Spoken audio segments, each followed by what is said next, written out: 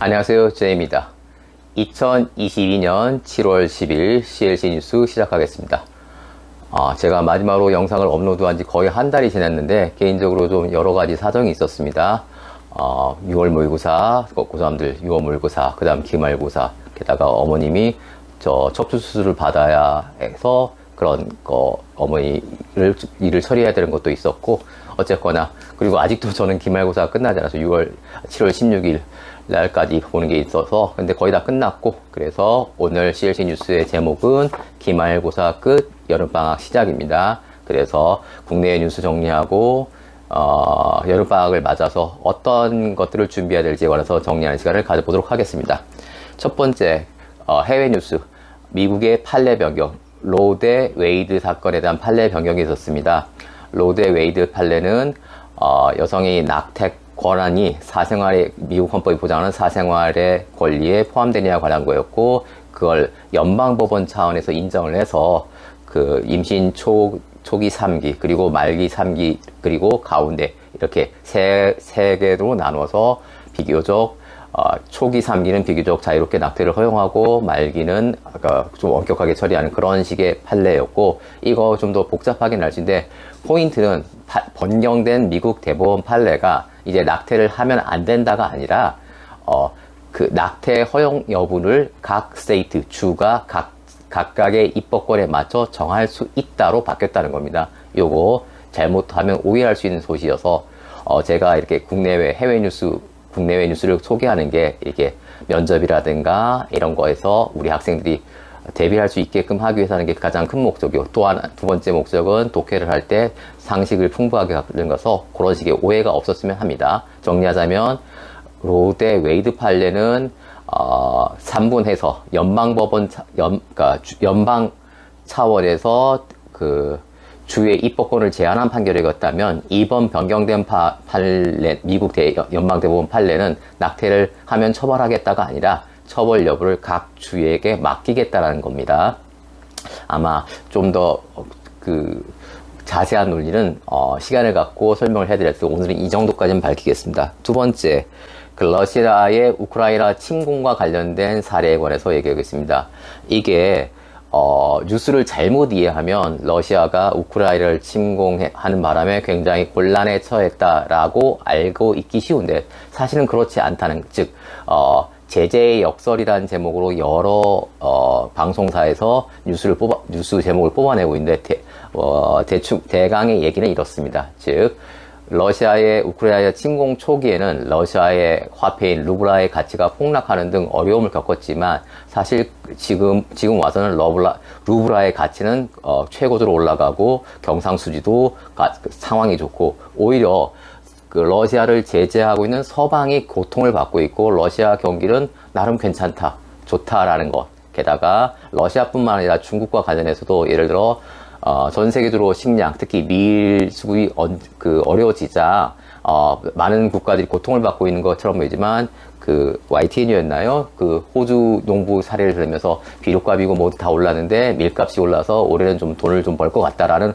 호주 농부 사례도 얘기했고, 그 다음에 중국과 관련해서 중국이 굉장히 어려움을 처한 것 같지만 적어도 이 밀과 관련해서는 어마무시한 영농 보조금을 풀어서 밀 자급을 준비한 결과 오히려 지금 상황에서는 가장 고통을 적게 받고 있는 국가들 중에 하나고, 밀 자급률도 높다서 오히려 우리나라, 대한민국과 같은 나라, 밀 수입이 너무 많은 나라, 그게 문제가 있다, 그런 것들이 있기 때문에 그거 역시 어떤 영어 독해를 한다든가 아니면 면접에서 답변을 할 때 그런 거에서 조심해서 답변을 해야 될 것 같습니다.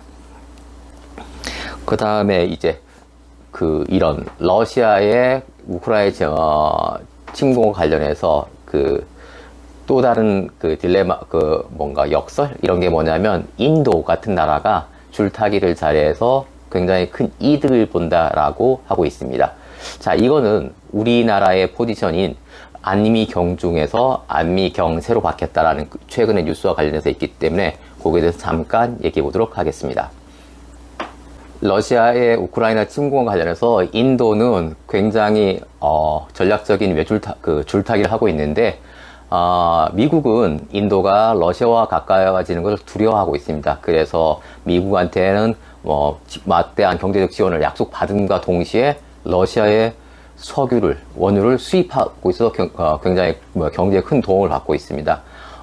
이걸 보고 저는 어떤 생각들을 했냐면, 우리나라의 그 기본 외교 전략인 안미경중이 안미경세로 바뀌었다는 최근 뉴스와 관련지어서 생각을 좀 해보았습니다. 안미경중이란 안보는 미국과 그리고 경제는 중국과 좀 더 긴밀한 협력 관계를 가지겠다라는 말인데, 지금 그게 중국과 미국의 사이가 점점 안 좋아지면서 상황이 힘들어지고 있지 않습니까? 그래서 최근에 미국 주도의 경제 협력체인 인도 태평양 경제 프레임워크 IPF 출범식에서 우리 윤석열 대통령께서 화상으로 참가를 한 상황에서 어떤 취지로 얘기를 했냐면, 첨단 기술 공급망과 관련해서는 미국 등 자유민주주의 시장경제 가치를 공유하는 IPF 국가들과 협력하겠다는 입장을 강력히 표시했습니다. 이걸 가지고 우리 대통령실 관계자는 어떻게 기자들에게 설명을 했냐면, 이제 안미경중보다는 안미경세, 즉 안보는 미국과 경제는 중국 일변도가 아니라 세계 각국과 긴밀한 협력을 구하겠다라고 표현을 했는데, 이거는 우리가 마치 예전에는 인도가 미국과 러시아 몽조에서 이득을 얻었듯이, 우리가 미국과 중국 양쪽에서 이득을 얻던 상황에서 이제 미국과 멀어질 수 없으니까, 상황 자체가 미국과 멀어질 수 없으니까 어느 정도 중국으로부터 얻는 경제적 이득을 포기해야만 한다는 상황이 왔다라는 걸 얘기하고 있을 거고, 이거에 관해서 어떤 만약에 면접이라든가 질문을 받게 된다면 너무 정치적으로 접근해서, 예를 들어 안미경중이 좋다 나쁘다, 또는 안미경세가 좋다 나쁘다, 이렇게 답변하지 마시고, 우리 학생들 입장에서는 수학 분석 SWOT라고 하죠. 스트롱 포인트, 윅 포인트, SW, 그 다음에 opportunity, 기회와 threat, 위협, 어떤 게 위협 상황이고 기회 상황인지를 나눠서 설명하고 자신의 이 의견을 피력하는 그런 식으로 접근했으면 좋겠습니다. 그 다음에 이제 국내 뉴스로 넘어와서 강원 지역 민방 KBS 강원 내서 강원대 지역인재 전형에서 매년 1000여 명이 탈락하고 있어서 학력 저하가 우려된다는 제목으로 뉴스를 보낸 적이 있습니다. 이게 7월 4일인가 뉴스였는데, 요거 강원대만의 문제가 아니라 아마 거의 경기도를 포함한 거의 모든 지역의 공통적인 문제인 것 같습니다. 학력 저하 현상, 즉 수능 취재를 못 맞춰서 수시에 불합격하는 현상들, 이것과 관련해서는 여러 가지 분석도 있겠지만, 기본적으로는 학교가 아이들의 수업을 해줘야 되는데, 요즘은 의도는 알고 있습니다. 좋은 의도로 학생들의 자율 수업을 참여한다는데, 문제는 학생들이 자율 발표를 할 때 잘못된 발표를 하는데도 선생님이 고쳐주지 않고 자기 사무만 보더라고 제 학생들이 저한테 온 게 한두 건이 아닙니다. 즉 여러 학교에서 그런 일이 벌어지고 있지 않습니까? 즉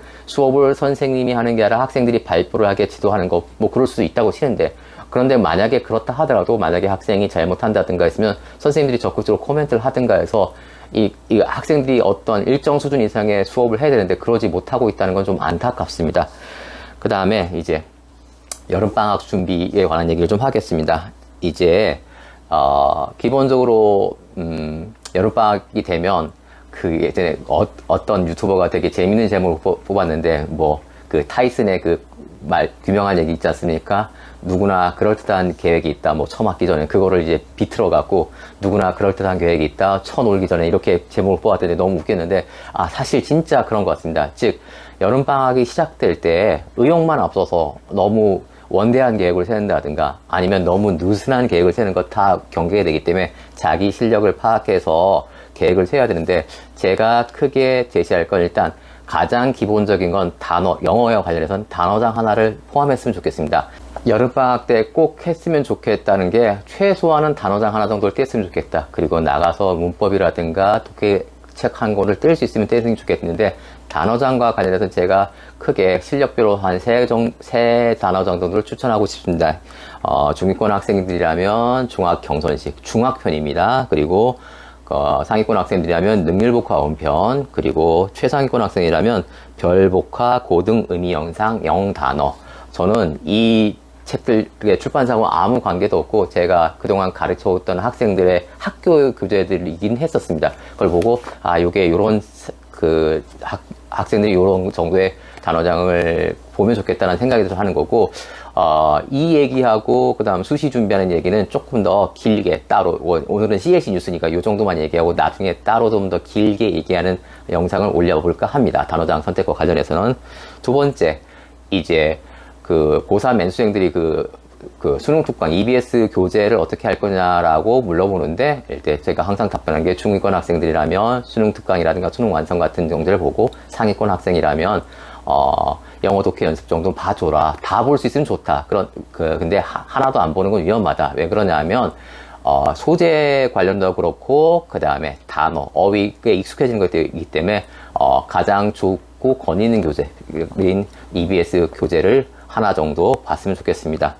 요것도 역시 EBS 교재 관련해서 영상을 따로 한번 뽑아볼까 생각하고 있으니까, 오늘은 CLC 뉴스니까 요 정도만 얘기하겠습니다. 다음 마지막으로 이제 수시 준비하고 관련해서 이제 기말고사 끝나고 이제 학생부를 어떻게 준비하는 얘기인데, 우리 그 얘기 알지 않습니까? 뭔가 이렇게 어떤 활동하고 나가고 이렇게 꼬리에 꼬리를 물고 뭔가 독서를 한다든가 뭐 보고서를 작성하는 이런 거 하는데, 그것과 관련해서 최근에 예를 들어 일본의 전총인 아베 전 총리가 피살된 사건과 관련해서는 우리가 생각할 수 있는 게, 오스트리아 황태자 부처의 암살 사건이 세계 1차 대전으로 발전한 그 사건과 관련해서 연결해서 어떤 글을 쓰든가 조사를 한다든가 독서를 할 수도 있을 거고, 그 다음에 제가 좋아하는 일론 머스크, 개인적으로 일론 머스크 그 개인은 싫어하는데 계속 뉴스거리를 만들죠. 이번에 어떤 걸 냈냐면 트위터 인수를 안 하겠다라고 포기 선언을 했는데, 이것과 관련해서는 계약의 파기는 이렇게 함부로 되는 게 아니지 않습니까? 그래서 과연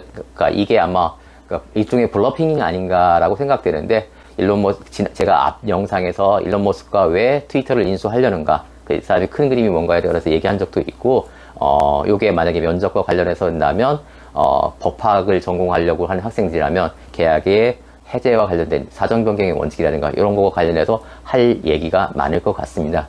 요 얘기도 수시 관련해서 독자적인 영상을 뽑을 때 좀 더 자세하게 얘기할 수 있을지 않을까 생각합니다.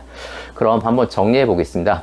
2022년 7월 11일 CLC 뉴스 정리하겠습니다. 해외 뉴스는 미국 대법원 판례 변경에 관한 얘기를 했었고, 그게 오해하지 말게, 미국 변경된 대법원 판례는 낙태를 하면 처벌하겠다가 아니라 낙태의 처벌 여부를 각 주에게 맡기겠다라는 그런 취지의 판례이고, 그 다음에 러시아의 우크라이나 침공과 관련해서 서방이 제재가 되는데, 제재의 역설로 오히려 서방은 힘들어지고 러시아, 중국 같은 나라가 오히려 좀 나름 괜찮다, 경제가 괜찮다, 그런 거에 관한 거. 그래서 글을 쓰거나 답변할 때 조심하자, 그런 얘기 했었고, 그 다음 우리 국내 뉴스와 관련해서는 지역 학생들의 학력 수준이 저하되고 있다. 특히 수능 최저를 못 맞추는 것들이 많은데, 그거에 관해서 우리가 준비를 해야겠다. 그거와 관련해서 우리가 여름방학 전에 최소한으로 단어장 하나를 뗐으면 좋겠고, 그 다음에 수시 대비하게 하는 학생들은 생기부를 준비할 때, 어떤 보고서 쓸 때 계기를 가지고 확장하는 방법에 관해서 잠깐 얘기를 나눠봤습니다. 그리고 제가 이제 추후 약속하는 게 단어장 선택이라든가 생기부 작성하는 요령이라든가 그 다음에 EBS 교재에 관련해서는 따로 영상을 따로 만들어서 업로드 하겠습니다. 예, 거의 한 달 만에 이걸 준비했기 때문에 지금 그냥 폰카로 제 휴대폰으로 촬영하고 있습니다. 오늘 이 정도 마치고 앞으로는 좀 더 자주, 그리고 좀 더 질 높은 영상으로 찾아뵙도록 하겠습니다. 이상 제이였습니다.